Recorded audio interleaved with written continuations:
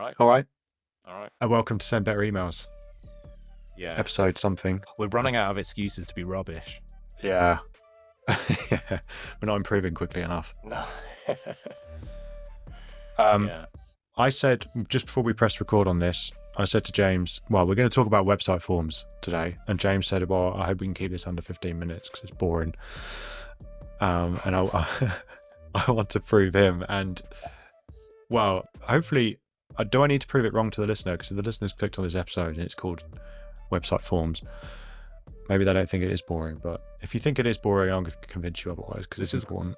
This has got autoplay written all over it. You know, I like when you play a song and then like some weird album track comes on afterwards and you're like, oh, I didn't sign up for this. Yeah. This is what anyone listening to this has done so because maybe they had a previous episode on and it's like queued this one up. Yeah. What previous episode do you think was the headline episode? Well, I don't know. Well, I can tell you because I know which one's got the most downloads. Oh, all right. Go on then. Sorry. It's our first episode. Oh, sure. Okay. Yeah. Well, this one, yeah. So, yeah, that's got the most. And then the personalization episode got second most. It's really close, actually. Oh. Well, in any case, yeah. It's not that I think they're boring necessarily, Jamie. I can appreciate their importance enough to have agreed to do an episode on them. I just don't think that I would hate for the sign-up form to be the thing that prevents someone from just starting a newsletter. And I think that this ought to be more of an afterthought than something that you really need to spend time stressing over. Okay, let's paint the picture then. Let's paint the scene. So someone has already got their newsletter up and running. Yeah. They've already followed a bunch of steps from previous episodes that we've launched. They are in a good rhythm. It's pretty solid. The engagement metrics are solid. And the question they have now is, I need to get this in front of more people. I want more high quality subscribers. And when they're in that position, there are a bunch of levers that they can pull to bring people onto their list.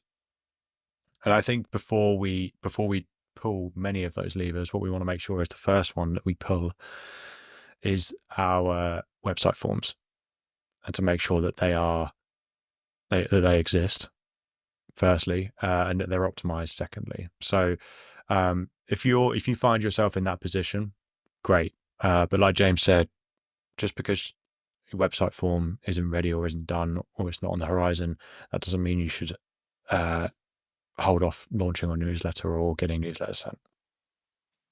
You happy with that? I'm happy with that. Happy with that little caveat, health warning? I am, yeah. Thank you. All right, can you cheer up now? Sorry, yeah. Sign up forms, let's go. Okay, I think we do want to keep this one snappy. I think mostly we want to keep this one snappy because we aren't website experts, right? And this is one of those areas of email marketing where we talk about it with some authority, but not complete authority because we aren't web people. Do you think that's fair? Yeah, I completely agree. We usually work in tandem with whoever is responsible for building the website of the client in order to action a lot of the recommendations that we have around sign-up forms. It's not to say that we can't, we just would prefer not to. Our time is better spent elsewhere. Yeah, like recording episodes of Send Better Emails. Exactly. Okay, so let's talk about, there's two forms really that I want to speak about that should be on most websites, and we're going real back to basics here. And I think we want to talk about this mostly for B2B, because I think most B2C, or at least e-commerce brands, are fully aware of forms that they should have live, and they're pretty good at making sure that those forms are in a good place, that they're optimized. I mean, you'll go on an e-commerce site and I'd be surprised if you don't get a pop-up with some kind of offer for your first purchase, right? You know, it's pretty standard now. And whether that is actually best practice or not is for another episode. But we want to talk mostly about, I would say, B2B and B2C non-e-commerce here, because I think they probably fall into this bracket as well of not realizing the true value of good sign-up forms on your website. And so those two forms, the first one is an embedded form. And you can go to any website, any B2B website, And I can guarantee you that the sign up form, if it exists, the embedded one, it's in the footer of the website, and it says something like "sign up for the latest news." Classic. Yeah, a classic one, which is, I appreciate you kind of feigning interest in this, James, but stay with me. Oh, I'm here, man. I'm okay, ready. good. I'm hanging on your every word. Yeah, okay, good. And so when we think about that, it's shit, right? We don't want a form like that because it's probably only there because whoever did your website put it there and forgot about it, and you've not bothered to change it since. And it's not uncommon to find that form doesn't actually lead anywhere anyway. So someone could submit it and it doesn't even populate an ESP. So what we want to do is we want to take a look at that embedded form first as the first port of call. Now, what we want to do is we want to create this form. We wanted to change it so that it speaks about our newsletter in a more meaningful way. So we want our newsletter to be a point of pride. We want to be able to speak to prospects. We want our team to be able to speak to clients or prospects. We want to enter their network and to say, by the way, you should sign up for our newsletter because it's bloody great. It's great because it has this in.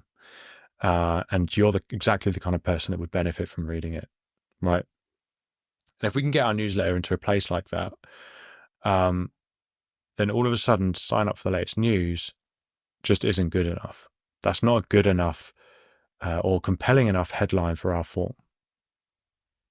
And we've spoken on previous episodes about creating personas for the readers of your newsletter. So someone who you're picturing someone in your mind who is exactly the kind of person who will benefit from reading your newsletter, creating that persona in your mind, and you understand the problems and the challenges that person's having. Then we go back to our footer form, and again, it says, sign up for the latest news. And we realize that's just nowhere near good enough. And if we think about, okay, I'm signed up to newsletters. If you're listening to this podcast, there's a good chance you're signed up to a newsletter. If you're a human being with an inbox, there's a good chance you're signed up to a newsletter. And if we ask ourselves, why did I sign up to it? Why do I continue to stay signed up to it? And why do I occasionally open it and read it? It's because I know I gain some value out of it, whether it's entertaining, whether I learn something, whether it has insights on trends, or it's keeping me updated with something. And if we think about that and we then look at the footer form on our website and it says sign up for the latest news, we realize that it's just not good enough. And so we have to think about what the copy on that form says. We have to really do our newsletter justice, and we have to convince people that there is a proposition, there is a reason to sign up for this because the newsletter is so good and that we're proud of the kind of content that we're putting out.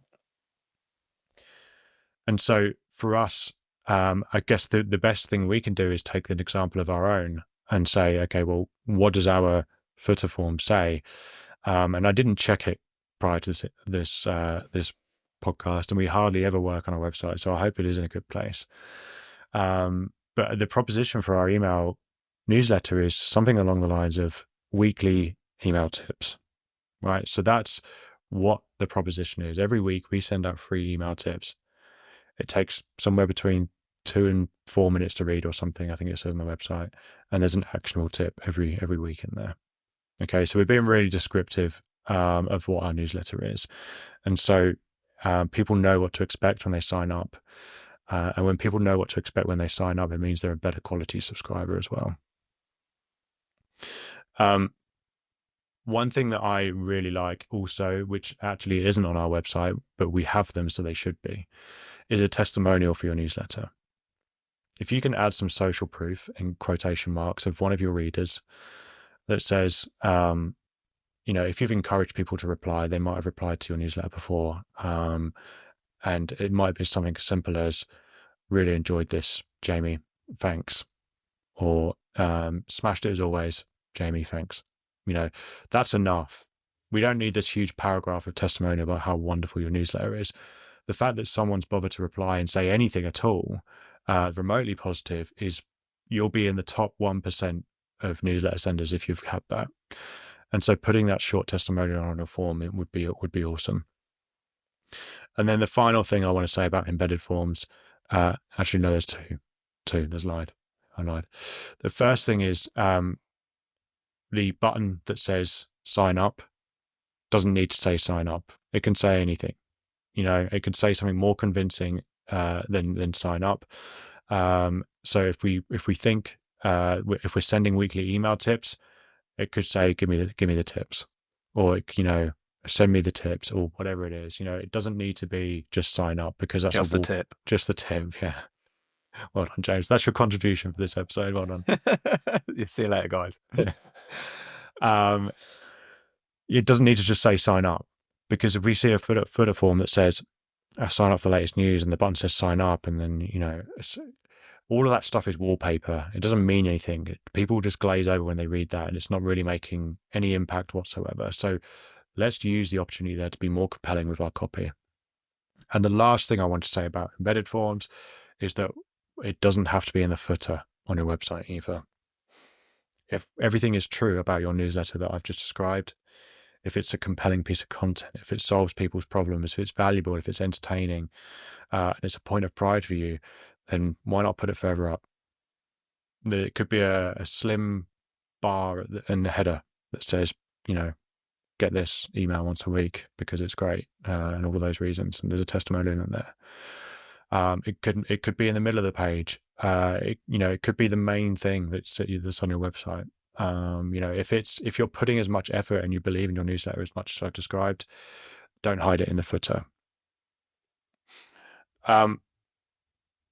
Anything to say on that, James?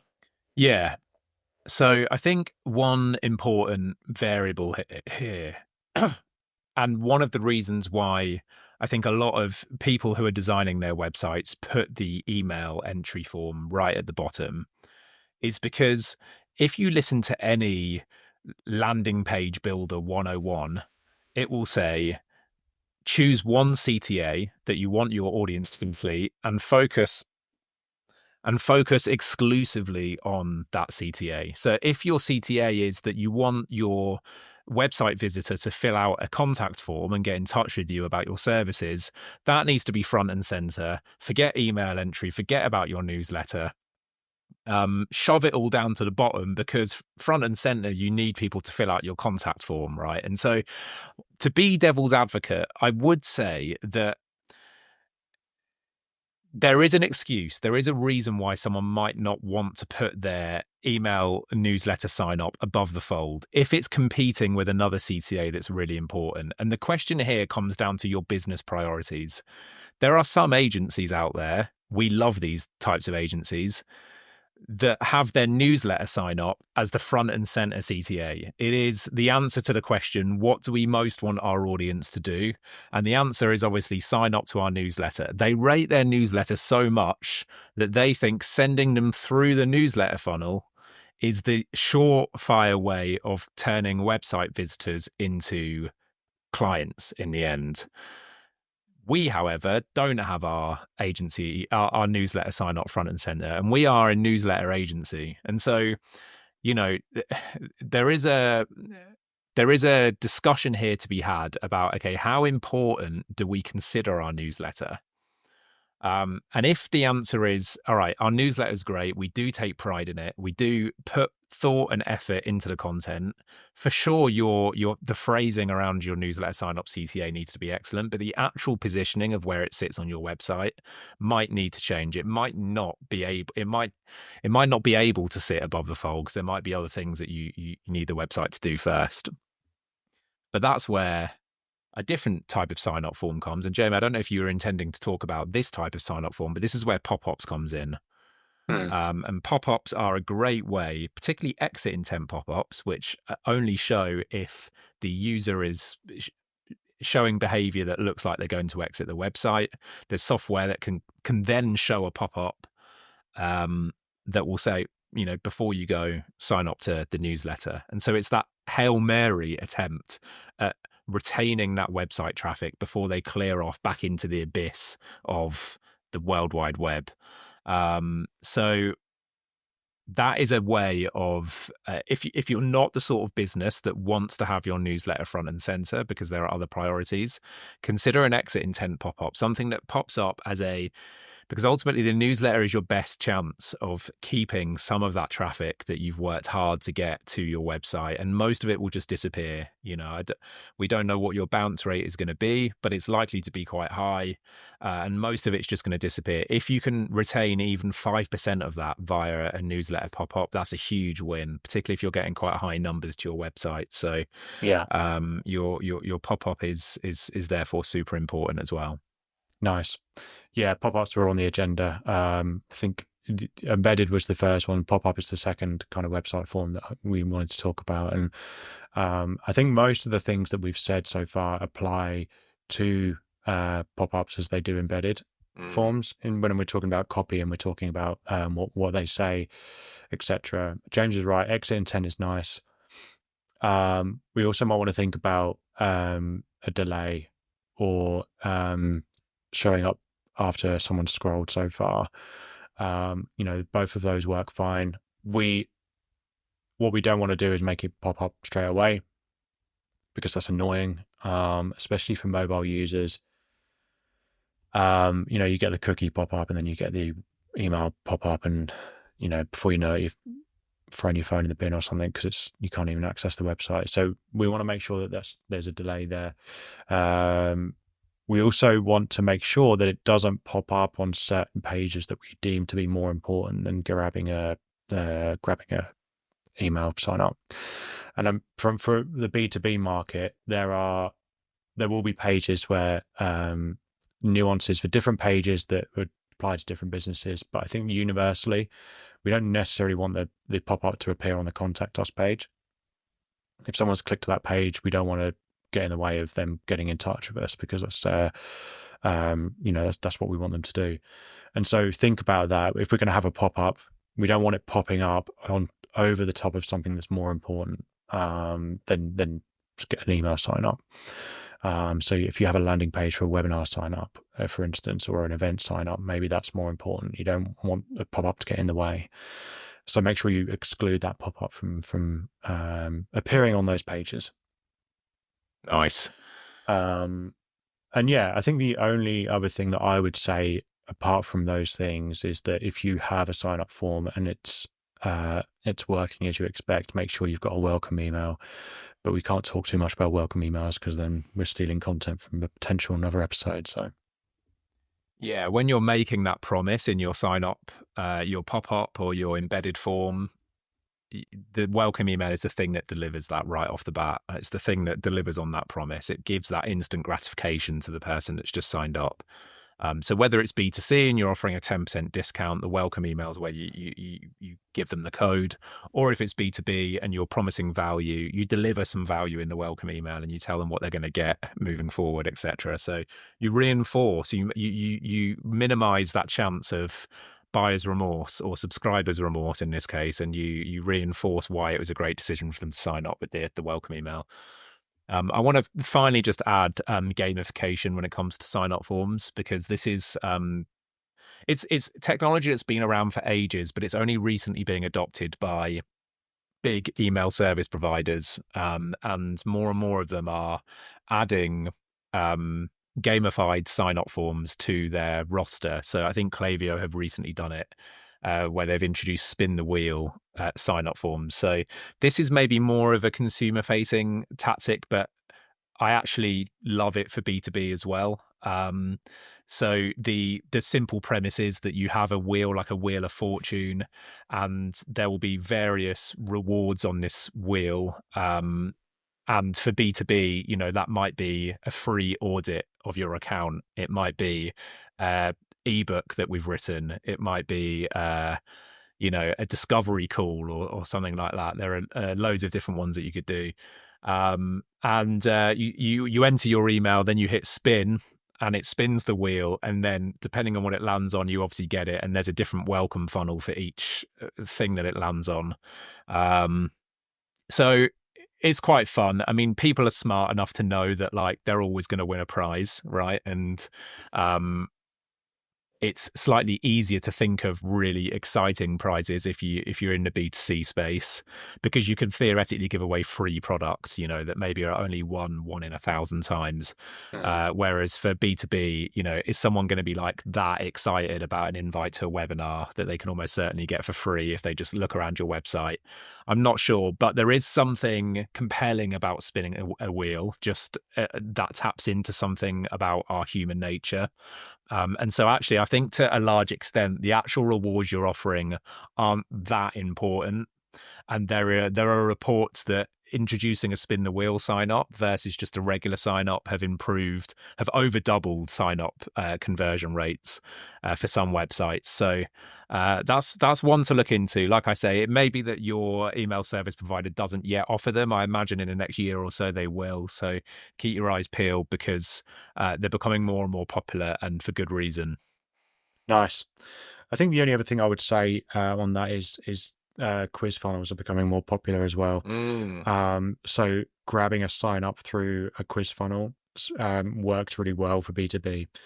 If it's almost like giving someone a health score based on their answers for, I don't know what it is. Maybe it's SEO, or maybe it's they're looking to buy a house, and so you're asking questions about that, or whatever it happens to be. I'm not struggling for examples, but a quiz funnel that highlights pain points and then allows you to target them on those pain points afterwards can be really good as well. And you can use something like Score App to put that together.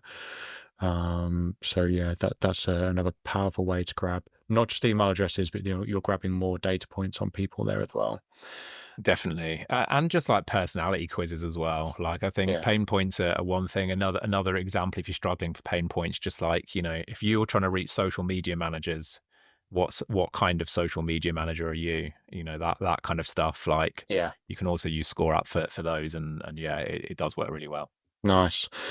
I forgot to mention, actually, when it comes to website forms, when it comes to pop-up and embedded forms, we need to think about what information we're grabbing during that. And I think, we want to grab first name. Last name is optional for me, unless you want that information so you can pass it to your sales team. Email is obviously important. Phone number depends, really. I think it's not important for me if it's a newsletter sign up, unless you're going to start using SMS. But that's a whole different conversation, a different episode perhaps. So I think first name, email address, and then for me, what I would like to see on more forms is some kind of checkbox or drop down list that identifies maybe like the job title or industry of the contact as well. And if we're talking about doing those three, that's 3 data points. That's not too much friction for a form.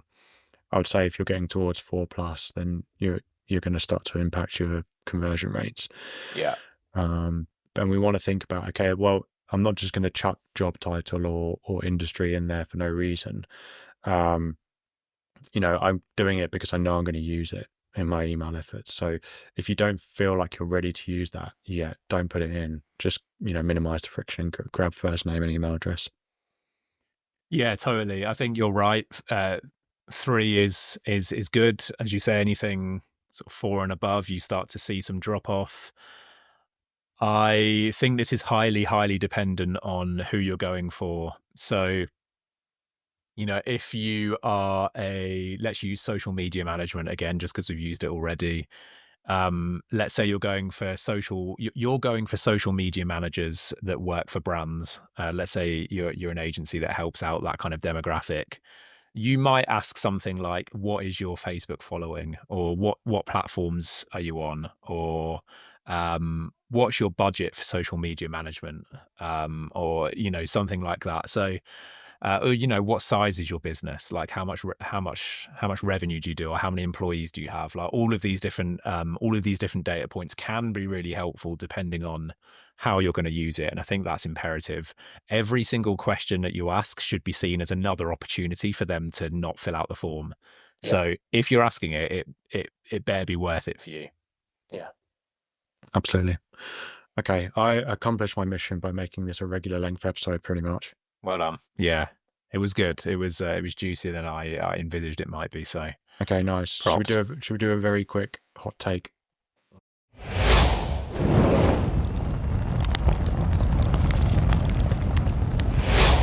Oh, yeah. Okay.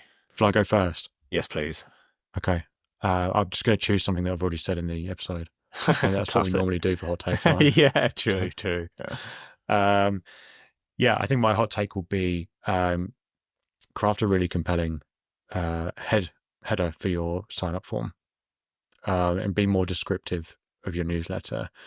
And my action point here is, if you're struggling for that, reach out to us and we'll write it for you for free. Nice. Yeah. Okay. Yeah. Or James will write it for free. I'm busy. Yeah. I'm joking. Yeah, that's good. Yeah, I'm struggling for a hot take actually. That is just a sign of how comprehensive we were in the episode itself.